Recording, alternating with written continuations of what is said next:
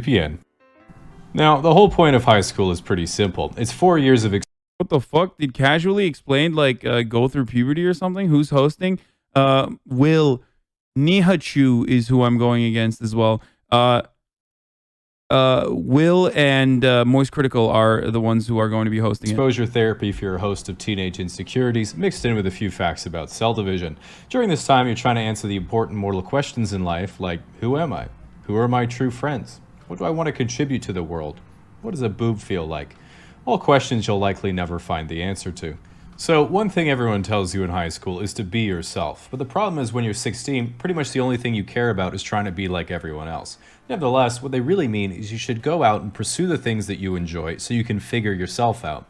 The problem is that during high school, you bring up all these issues with the media, but you're doing the same. You're misdirection and ridiculing the arguments around everything that is conservative. I'm sorry. If you are personally adopting the position that like Dr. Seuss is actually being fucking canceled because the institution decided to personally retcon some of their fucking works, not the most important ones, but ones that actually had racist imagery, is at the forefront of what the American working class should be talking about at a time when there should be an ongoing heated debate around whether or not we could increase the minimum wage to $15 an hour, then you're a fucking delusional idiot. And I'm sorry that I'm not going to subscribe to your personal point of view and make it seem like something that is completely unimportant and completely fabricated to create the outrage cycle that misdirects you from the actual issues that matter to the American working class is actually fucking important. Dumbass!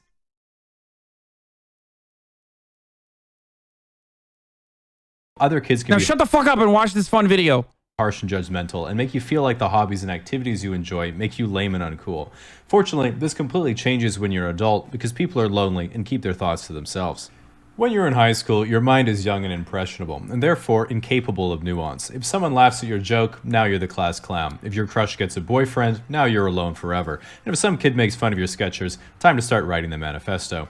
As a teenager, this is the first time you really start to build a personal identity for yourself, and in high school, this is pretty low resolution.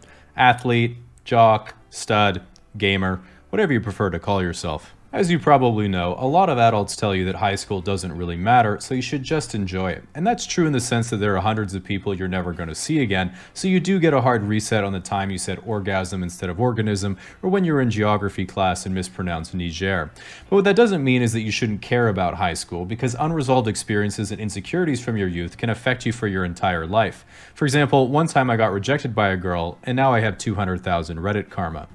Now, a lot of That's literally how that works. Teenagers think they're invincible, but I personally didn't get that at all. I remember kids were doing drugs, getting girls pregnant, and fucking up the rest of their lives while I was at home studying videos of how to order at Subway.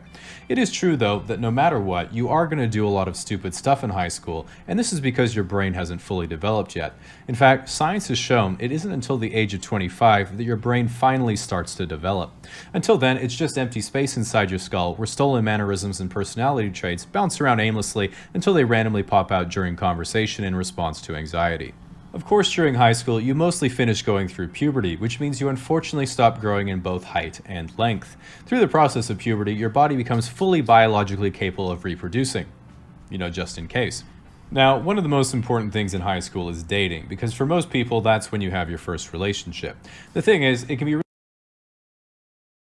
going to be painful for both me and everyone else here as well, okay? Luckily, I'm far away from that era now, so we're good. Oh, wait, never mind. I'm back. Never mind. I'm actually back. And back to that same era that I was in high school. really scary asking someone out because you've never done it before, but it's really a pretty straightforward process. All you have to do is glance at your crush during class every now and then, make eye contact at some point, and then you just fantasize about your relationship for the next 3 years until they start dating someone else. The good news is that by the end of high school, you've been around your classmates for nearly a quarter of your whole life, so everyone has already made their mind up if they like you or not. So the fear of getting rejected really doesn't make any sense in this context, because if you ask someone out and they say, ew, no, it's not like they just decided that the moment you asked them out. They've been thinking that for years. In general, dating is difficult in high school because when you're a teenager, you don't really have any life experience, so there's not much to talk about. And you might be thinking, well, what if we go on a date, but they don't like me for who I am? Like, bruh, when you're 16, you don't either, so just leave it to your mutual fear of dying alone.